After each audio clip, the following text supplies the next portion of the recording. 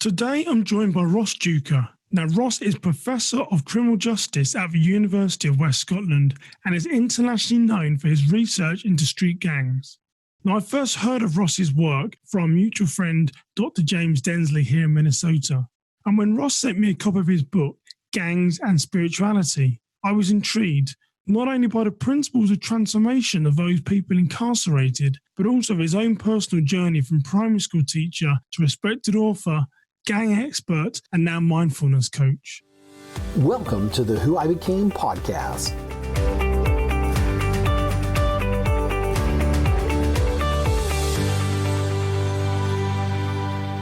Well, welcome to another episode of the Who I Became podcast. And today I'm very excited to be joined by Ross Deuchar. How are you doing today, Ross? Hi there, Simon. Yeah, I'm good, thanks. Thanks for having me on. Well, so you're like me, Ross, you're a bit unique, but, I'm an Englishman living in America, so I have a dual audience. So I think my followers in England will be able to understand you. My American will mostly say, hey, that's an interesting accent. So I guess we should start with maybe telling people where you're from. Yeah, so I'm from Glasgow in Scotland. So Glasgow is Scotland's largest city. And now, Ross, you are known, I've just got your part of your bio here. You're one of these people, when I research you, there's a lot of information in there, but I try and summarize so my listeners get a good understanding as to where you are. So you sort of, you're Professor of Criminology and Criminal Justice at University of West Scotland. You're the Assistant Dean Professor of Criminology and Criminal Justice at Florida Atlantic University, which is a bit of an interesting one, that you've got a Scottish guy who's the Dean and Criminologist of University in Florida. So we might have to touch on that a bit more. Now, you've got your master's degree, you've got your doctorate in sociology. You're the author of 3 highly acclaimed books: The Gangs, Marginalised Youth and Social Capital, Policing Youth Violence, Transatlantic Connection, Young People and Social Control. And the one that I find most interesting is Gangs and Spirituality. And actually, that's 4 books that you've got there, really. I have to correct myself. I said 3 books. So for Gangs and Spirituality, I know we'll definitely touch on today. And researching you on Google, like I do a lot of people, everything, you got to believe everything that you see on Google. But it's interesting. It talks about your work, saying your scholarly work has been cited over 1,500 times. So, there's a lot of interest stuff for that. And maybe by your expression, you might not have even known that, Ross. I'll tell you something new about yourself. Well, you're always learning something new. I should say that I'd love to be able to claim that, but I'm actually not a dean in Florida Atlantic University. I'm a visiting professor there, though. We're close enough. You didn't have to say that, but it's good. Keeps you honest. And one of the interesting things that you do now, you advise on many continents and you keynote speak. And what we haven't said is your focus is on gang intervention, spirituality and policing. You are internationally known as a gang expert, and that's something we're very much going to dive into today. And obviously, you work with my good friend here in Minnesota, Dr. James Densley of the Violence Project. So, but interestingly, one of the new things you start to get onto is about your certified meditation coach. And you spend a lot of time sort of coaching incarcerated prisoners with addictions and mindfulness. Yeah, it's something that I've been really passionate about for a number of years now. But I trained to become a certified mindfulness coach last year, and so I do quite a lot of that voluntary work, going into prisons and just working with the guys there in Scotland. And it's amazing to see how well they respond to things like mindfulness. Yeah, so getting into a bit of your background about, who you are, Ross. I mean, one of the things is everyone has to start somewhere. And before you're this internationally known gang expert, you were a sort of a primary school teacher, which I guess for the American audience is like kindergarten to sort of to 4th grade. And then you started to get into sort of views around sort of sectarian issues with maybe sort of football violence. Again, soccer using an American word. So maybe sort of tell us a bit about, how did your path in sort of understanding gang violence really begin? Yeah, it's a good question. So, yeah, you're quite right. I started off as a primary school teacher in Glasgow. And so my route into this and my interest had always been because I worked with children and young people. And then I made the transition to work in higher education. I started on a seconded basis initially, working in a university. And I was in the education department at that time. And I had this idea that I would like to, during the time I was studying towards my Ph.D, I was doing a lot of field work in very disadvantaged communities in Scotland, working with children and young people, and I became very interested in the challenges that they were facing, and also we've always had this historical thing in Scotland, unfortunately, with particularly in the west of Scotland, with sectarianism. And that dates back to the time of the Irish migration. It's a long history lesson there, Ross, isn't it? That's a long history lesson. Yeah, a long history lesson. And after the Irish famines and the migration to the west of Scotland, there were tensions emerged between Irish Protestants that had migrated from Ireland and Catholics in the west of Scotland, in Glasgow. And that has continued, and a lot of it has become associated, of course, with the two big soccer teams in Glasgow, Rangers and Celtic. Thank you for Americanising it, Ross. I like that. Because I should say, you are in Scotland. We haven't mentioned that as yet, but you are actually in Scotland, so...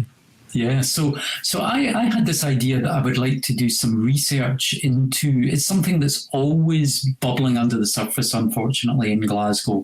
The football rivalry, and Rangers predominantly having a Protestant religious unionist following, and Celtic more a Catholic following traditionally. And so I was interested in looking at football rivalries, sectarianism, going out and asking young people in disadvantaged communities in Glasgow about their experiences of sectarianism. But when I went out there into the field, I had a funded study, funded by the British Academy, to do a study on sectarianism and young people in Scotland. But when I went out and started doing all the interviews with young people, actually, I found that wasn't really very important to them at all. What they were talking about was territorial gang rivalries and street rivalries in the housing estates, the housing schemes as we call them in Glasgow. And from there, it just began. It began a journey for me. I became fascinated. I hadn't grown up in an area of Glasgow where I was aware of gang rivalries and territorial issues. So it was all quite new to me, really, as a researcher. And it got under my skin. And it was something that I just became really passionate about and interested in. Yeah, and I know now some of your research, and I can't remember where I read this, Ross, but I know you've researched gangs now in LA. It's quite a cross mix of countries today, but LA in the US, Denmark, Hong Kong, and Florida. Obviously, you travel internationally, so I know you research gangs in those different organisations, and Hong Kong's quite an interesting one. But what have you learned about some of the similarities between gangs and why people fall into gangs? Because that's quite a cross spectrum of nationalities I've just mentioned there. Yeah, I mean, it's a great question. Frederick Thrasher, who did the very first sociological study really into gangs in 1920 Chicago, had, said in his work that no two gangs are exactly alike, and I would certainly agree with that, having seen gangs in so many different eclectic settings. I would say that they very much differed in their form and their function in many ways. And the culture in the gangs was very much driven by the geographic, historical and cultural specificities that formed the backdrop to the offending behaviour. So, for instance, in Glasgow, it's traditionally been knife crime that has dominated. But when you go somewhere like Los Angeles, of course, it's very much gun crime and very much associated with the illicit drug markets, whereas in Glasgow it's very much recreational violence traditionally, and not tied really particularly to illicit drug markets. And then Hong Kong's very different again, because you've got the triad gangs, very much organised forms of criminality and really businessmen, actually, predominantly that are triad gang members.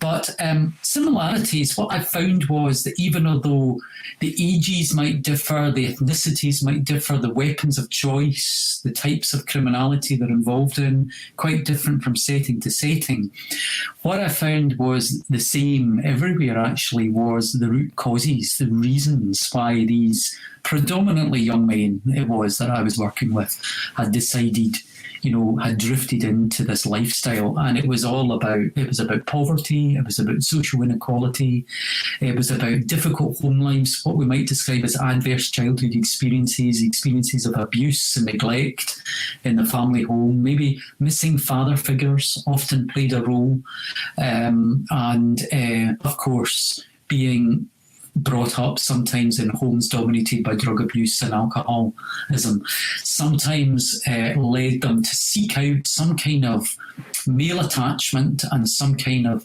sense of identity and status, and the gang provided that. It provided them with a kind of brotherhood. They seemed to welcome them in. But ultimately, what it led to was just more trauma. They'd already suffered a lot of trauma in their lives, these guys, and they were introduced to more trauma because of the violent lifestyles they began to become involved in. So I would say that would be the huge similarity, that no matter what setting I was in, it was often about those things, those drivers that led them into the gangs.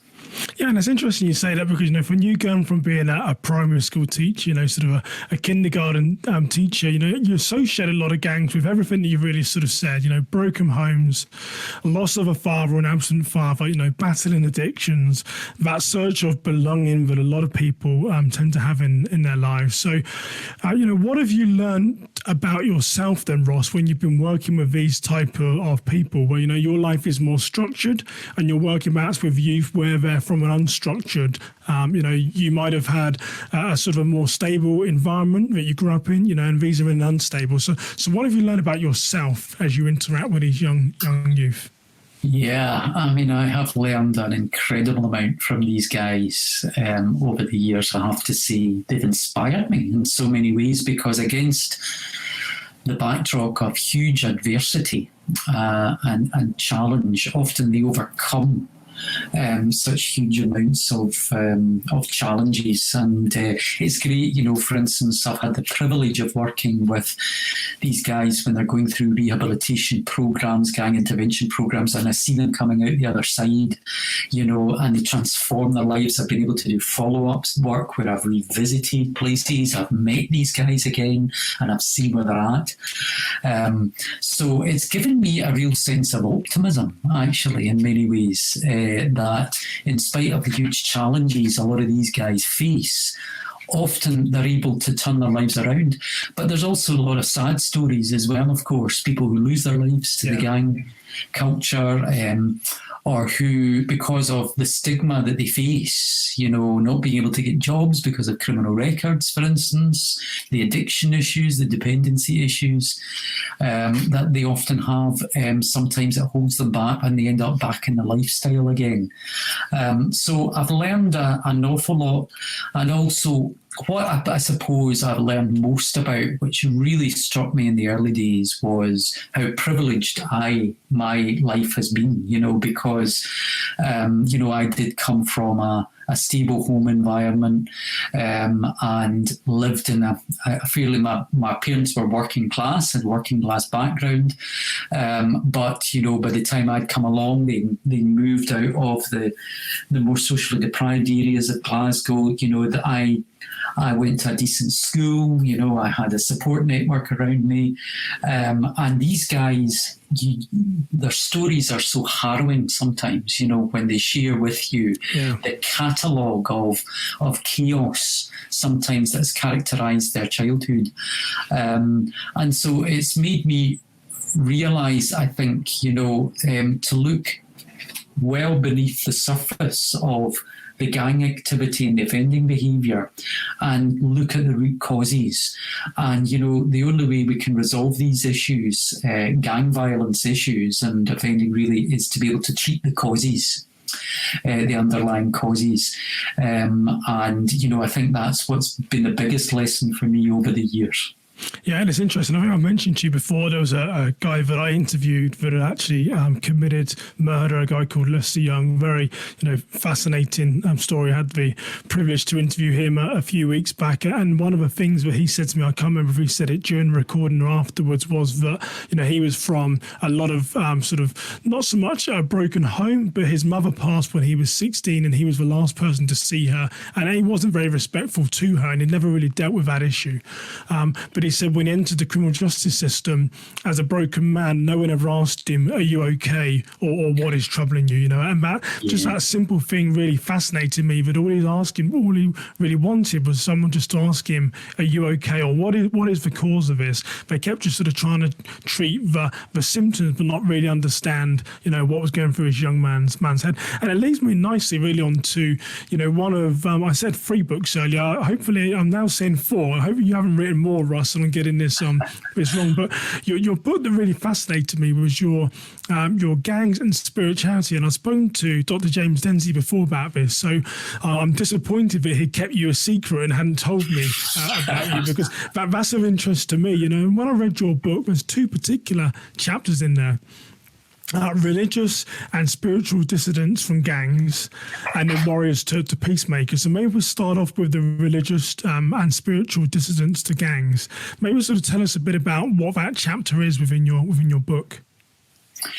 Yeah, well, that's a chapter that really kind of looks at the previous research and the existing literature on religion as an intervention to support criminal desistance. And also, more widely than that, also looking at wider, more eclectic forms of spiritual interventions and the impact that they can have. So I start off by looking at some of the existing evidence that suggests that religion, for instance, can be an important vehicle for some people to reform and to desist from criminality. So I draw upon some of the literature that suggests that religion is a form of social control, for instance, and it provides, a new framework and a structure, for a language and a framework for change. For instance, because people embrace a new set of values. So, for instance, if you become a Christian, you adopt a new set of Christian values, which offending behaviour is not compatible with. And also some of the literature suggests that it can generate social capital, so you're introduced to new networks, social networks, support networks. If you join a church, for instance, you gain fellowship with new people. You begin to hang around with different types of people that offer you support, introduce you to opportunities for new networks, for new, perhaps even new employability opportunities. And also another important thing in the literature is that some people have suggested that religion can provide an important signal to others, a credible signal that you have moved away. You can disengage from the gang now because you've now found God. And that is a credible signal and a justifiable reason why you might want to disengage with the gang. But there are also critical perspectives on all of this. For instance, that some people suggest that, some offenders, when they're in prisons, might hide behind religion, for instance, to gain early release. Or, for instance, they might visit prison chaplains just because really they're looking for, playing the game a little bit. A different place to hang out, to get free coffee or biscuits, or playing the game a little bit. But I've also looked beyond religion at wider forms of spirituality. So I very much make the distinction in that chapter between religion and spirituality.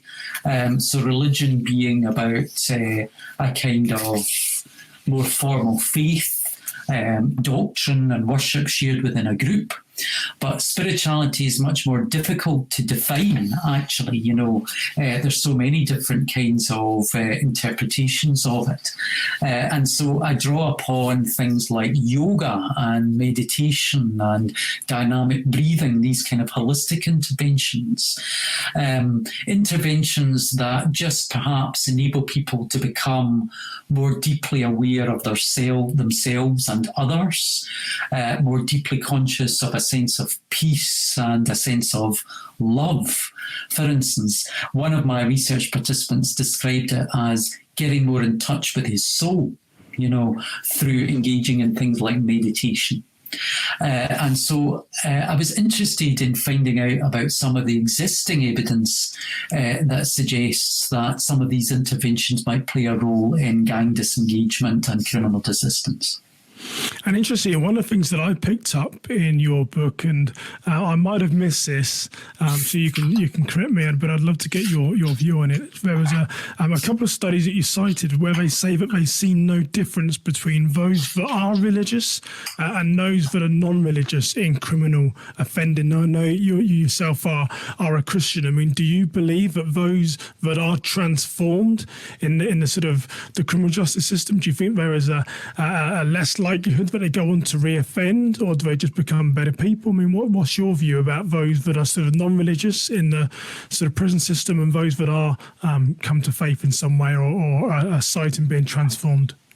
Yeah, well, I certainly do think, that those who embrace a religious identity and really do have a transformation in terms of becoming, for instance, a Christian while they're in prison, stand a much better chance of perhaps desisting and staying away from violent crime in the future. I mean, for instance, some of the guys that I've worked with talked about how their newfound religious faith, or in some cases they had simply just rekindled an existing faith that they had kind of lost sight of for a number of years. They'd maybe been raised in a family where there was a religious presence, but they'd fallen away from it, but they had begun to revisit it while they were in prison. Usually it was because they were introduced to prison chaplains, for instance, who provided them with a source of social support and unconditional support, somebody they could just go and talk to, and they knew that they had complete confidentiality with. And through that, they maybe started going to study groups with them, meeting other prisoners. They began to become interested in a religious faith. And what I found was it provided them with a language and a framework for change.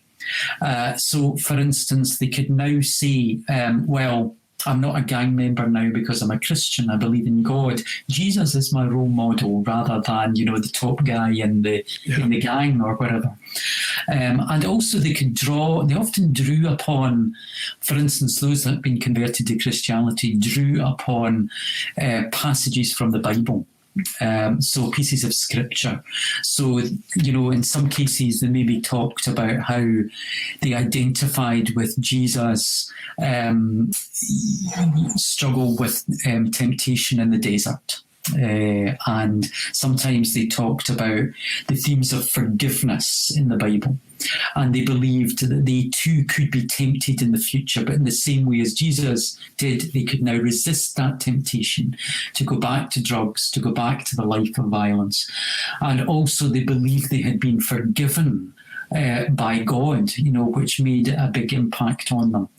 And so I had high hopes. Now, obviously, I wasn't able to trace these guys and find out what happened to them after they left prison, but certainly their language, their narratives suggested a very strong commitment towards desistance, and it was very much interrelated with their biblical study and their newfound faith. Yeah, and interestingly, touching on what you mentioned earlier, the second chapter in your book, which struck out to me again, was Warriors to Peacemakers. Now, this is yoga, breathing, and meditation in Denmark. Where men had started these exercises, you've got a sort of spirituality side, and you've got the sort of the meditation side. So maybe tell me a little bit about those concepts, and particularly that chapter about yoga, breathing, and meditation from some of the prisoners. Yeah, well, it was an absolutely fascinating part of the research for me. Denmark, I think, is a place like a lot of the Scandinavian countries that has a real openness towards these kinds of holistic, almost kind of ascetic, spiritual third wave practices like meditation and yoga. And so I was fascinated when I came across this program over there, which is known as Breathe Smart, and its twin program Prison Smart. I was first introduced to it by Jacob Lund, who is the coordinator of the Breathe Smart programme and the Prison Smart programme in Scandinavian prisons. And to give you an example, these guys that I was working with in Denmark had been motorcycle gang members. So they were real tough guys, a lot of them. Leather jackets, Hells Angels type looking, yeah. The Hells Angels, yeah. It was like those kinds of guys. Hells Angels, Bandidos, those kinds of motorcycle clubs. They had the shaved heads, they were bodybuilders, they had the tattoos, real tough guys. Some of them had been involved in, real extreme types of violence, torture. They'd been involved in drug dealing, they'd been involved in organised crime. Some of them had murder and double murder convictions. And what were they doing when I met them? They were sitting meditating. And it didn't quite add up in my mind initially. But they were introduced to this program through word of mouth. They just started to hear it from other guys that had gone through the program over the years. And what Jacob and the other coaches there do is they go and sometimes work one-to-one with these guys, and sometimes they work with them in groups. And I think sometimes some of these guys, they did comment to me that when they first thought about meditation, they thought of it as being just a little bit soft, a bit feminine maybe. Yeah. But when they were introduced to it, they realised it was quite physical, because this particular programme draws upon the Ujjayi breath, for instance, which is a deep kind of cyclical breathing process. It draws upon, for instance, the bellows breath, which is very deep inhalations and exhalations of breathing, and also yoga postures, which are quite challenging, hatha yoga postures and yin yoga. And I can just back cross my legs, never mind some of these yoga postures. Yeah. I had a go. I went through the program myself, and I tell you, it was really quite physically challenging. And so it made it seem quite tough to them, and they gradually realised it was quite masculine, actually, in their words.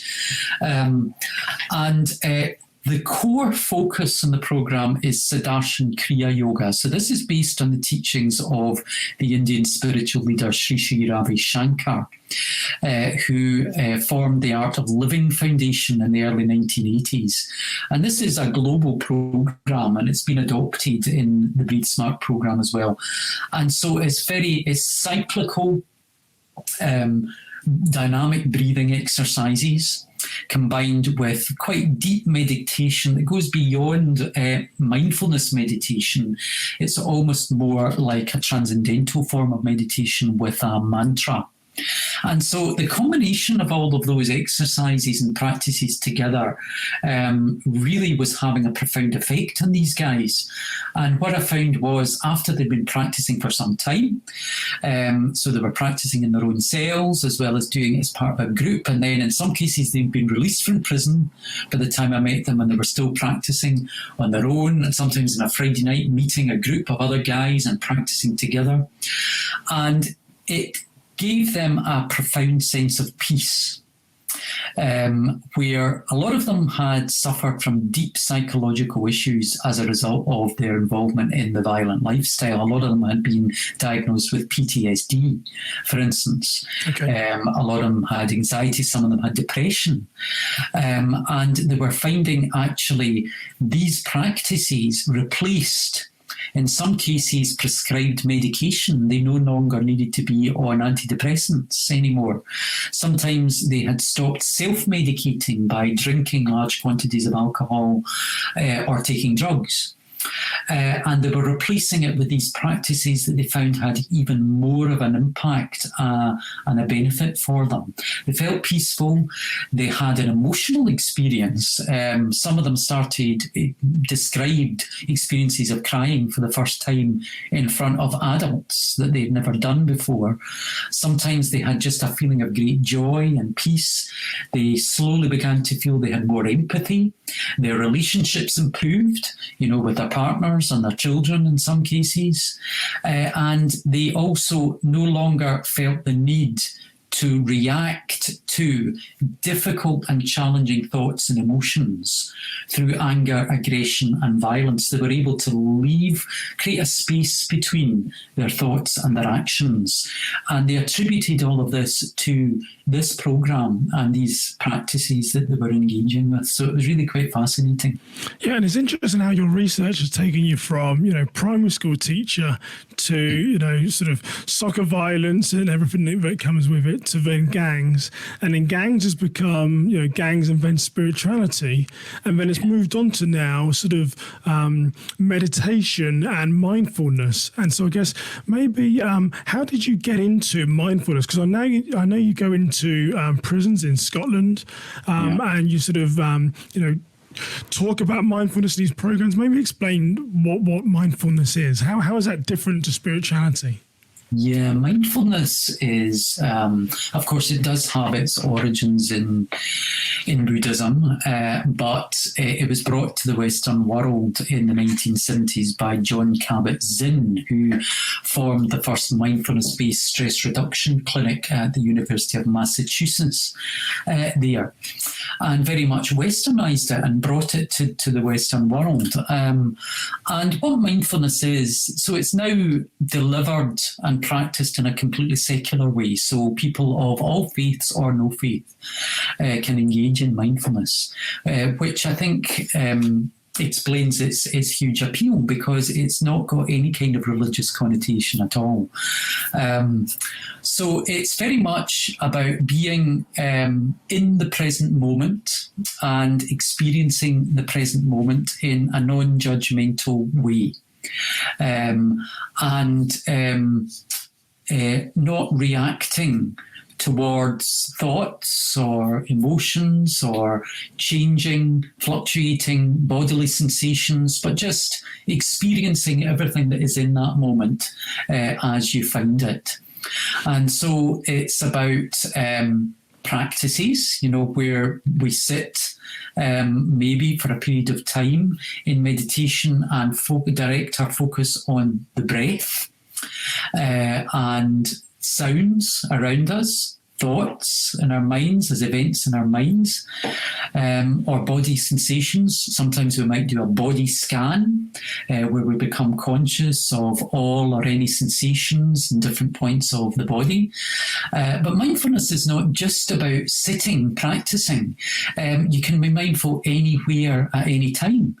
So if you're walking down the street, you can have a mindful walk, instead of being lost in our thoughts and thinking about the to-do lists and planning our day, or looking at our phones, which of course we're all doing so much of the time. And so when you take this mindfulness, and Ross, why does you've now moved into sort of wider criminal justice, and you go to prisons and work with incarcerated prisoners. So what's driving you into that mindfulness? What is the key factor behind your support for some of these sort of less fortunate than yourself? Maybe that is the answer. I don't know, but you seem to be taking this path where you're always trying to help and do a step more to help people understand who they are, perhaps why they've done, and become better people. So what's driving you to do that?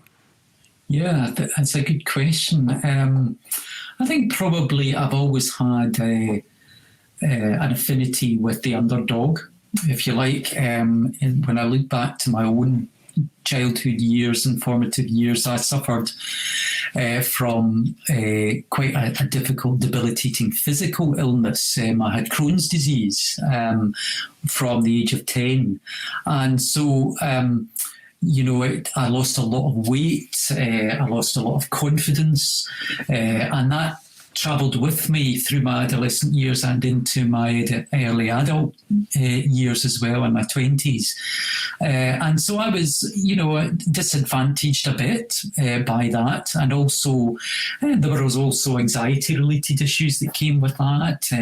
So I've experienced mental health issues myself over the years. And so I've always identified with those who suffer any kind of disadvantage, whatever it might be.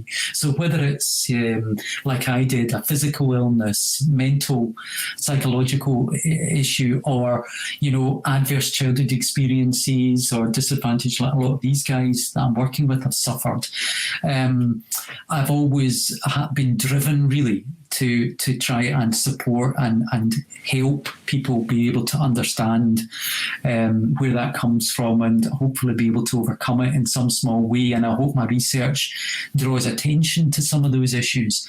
But the mindfulness specifically came along for me because I was introduced to it by a therapist, actually, when I went through a CBT program myself a number of years ago now. And I was just quite interested in it, and bought a book, started to read up on it a little bit more, taught myself how to practice, and then did an 8-week program where I deepened my knowledge and insight into it even more, and found it was having a real impact on me in terms of dealing with stress, predominantly low mood, anxiety. So ultimately last year I made the decision, after many years now of practicing and finding the profound impact it was having, to train to be a mindfulness practitioner and coach myself. Yeah. And so I went through a year-long training with Mindfulness Scotland, and I'm now a certified mindfulness practitioner. So for me, it's had a real profound impact on my life, and I've seen it having an impact on those that I've worked with as well. So I'm really passionate about it. Yeah, and Ross, one of the things you mentioned is that you travel the world teaching and educating on gang violence. And one of the things that I know that we sort of spoke about earlier was Nelson Mandela's autobiography of A Long Walk to Freedom. And one of the things he says in there is about, it doesn't matter how hard or high the mountain is you have to climb, all you'll ever realise when you reach the top is you have many more mountains to climb.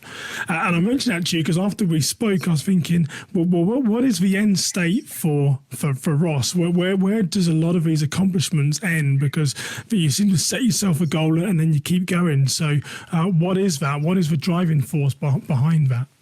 Because you're creating these mountains that Nelson Mandela created. He had mountains that people put in front of him.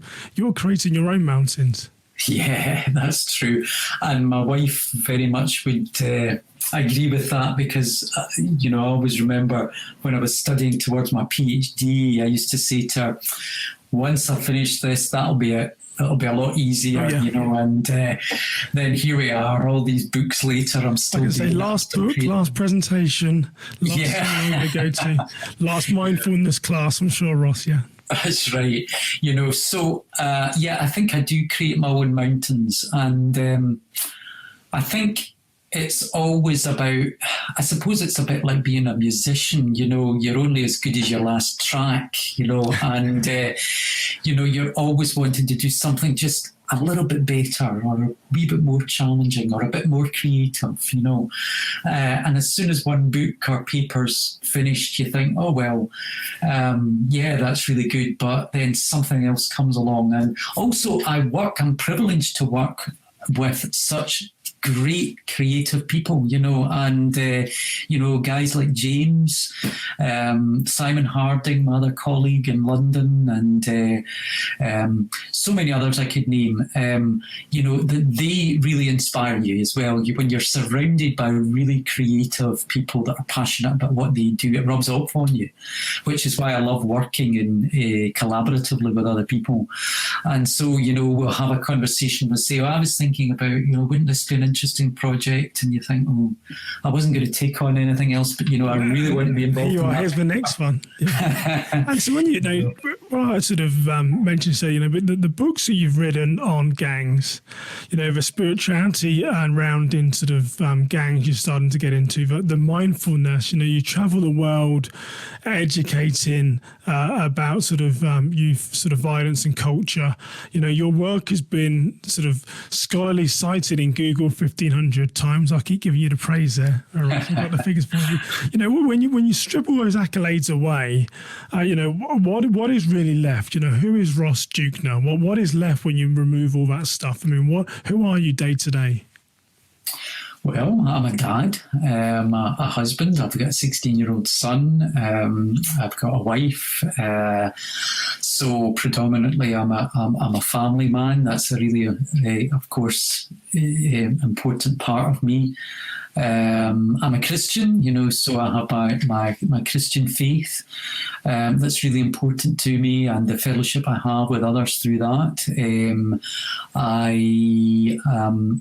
I'm a football fan as well. You maybe better not ask me which team in Glasgow I support. Well, it's good, not after your research earlier, maybe let's not even go into there. Hoping it's an English team. Yeah, but there's all of that, and also I have my wider spiritual life now as well with my meditation. I practice meditation every day. My day just wouldn't be the same if I didn't do my morning meditation. I enjoy doing yoga as well. I'm really into fitness. I train in the gym all the time. I do a lot of weightlifting. So there's a lot of different facets to me, I guess, aside from being an academic. But I would say my academic life is very intertwined with my sense of identity as well. Being a criminologist is a big part of who I am. And my work is a real driving force in my life. It always has been, really. So there's a lot of different, but I think I made the decision, just to maybe add this in, I made the decision a couple of years ago that I wanted to do a little bit more than just producing the academic papers and the books, and maybe going and working with these great individuals I work with who have suffered such trauma and such disadvantage. And then I walk away and, hey, I've got the book, here, but they maybe never hear about it. The work again. And so I made the decision that I would like to put something back in to give something to these people, which is one of the reasons why I'm really enjoying being able to go in and do things like mindfulness in prisons and translate what I've learned through my research into meaningful practice that can in some way help these guys. Yeah, and as a criminologist and professor, and writer, there's many years left in you, Ross, I'm sure. So those that can see the video can see that you're a young man, but, there's many more years left in you. But so this question might seem a bit strange, but, when you look back on your scholarly work, how do you want to be remembered? Well, thanks, Simon, for that compliment, but I don't often hear young man as the kind of descriptor for me these days. But it's a good question, and Frank Cullen, who's a distinguished professor in criminology at the University of Cincinnati, who's been a great source of support and guidance to me over the years, actually chaired an author meets critics session that I had at the American Society of Criminology conference last year in San Francisco. And he paid me a really lovely tribute, at the end of that session, when he said that how he would describe me is as someone who has a special ability to relate to my research subjects, to appreciate and capture their challenges in a way that is neither judgmental, nor overly excusing. And that, to me, I thought, if I can be remembered in that way, I'll be really happy. Well, that's a good quote. I wonder if there is a slogan somewhere we can have that. But that is very, very powerful. That might even end up on your tombstone one day. It's a good quote to have. And I guess, Ross, it's been really good to talk to you today. Not only to learn a bit more about your work, but get to know you a bit better as to what drives you. And the work that you do is so valuable to help those incarcerated, because we're all searching for something, and quite often those that make mistakes or those that fall on the wrong path are often neglected by the very people that should be there really helping them. So it's a blessing of the work that you do. And I guess people can Google your name and find some of your work, but what's the best place for people to get hold of you, Ross, if they've got an interest to learn more? Probably the best place to get hold of me is through social media always. So I'm on Twitter, I'm on LinkedIn as well, and I'm on Facebook. So I'm sure you'll be able to find me somewhere. And I'll put those in the show notes just in case with your Scottish accent or my English accent, they haven't got your last name, but I'll put that in there. But Ross Deuchar, a pleasure to talk to you today, and continue your good work, sir. Thank you for joining us for the Who I Became podcast.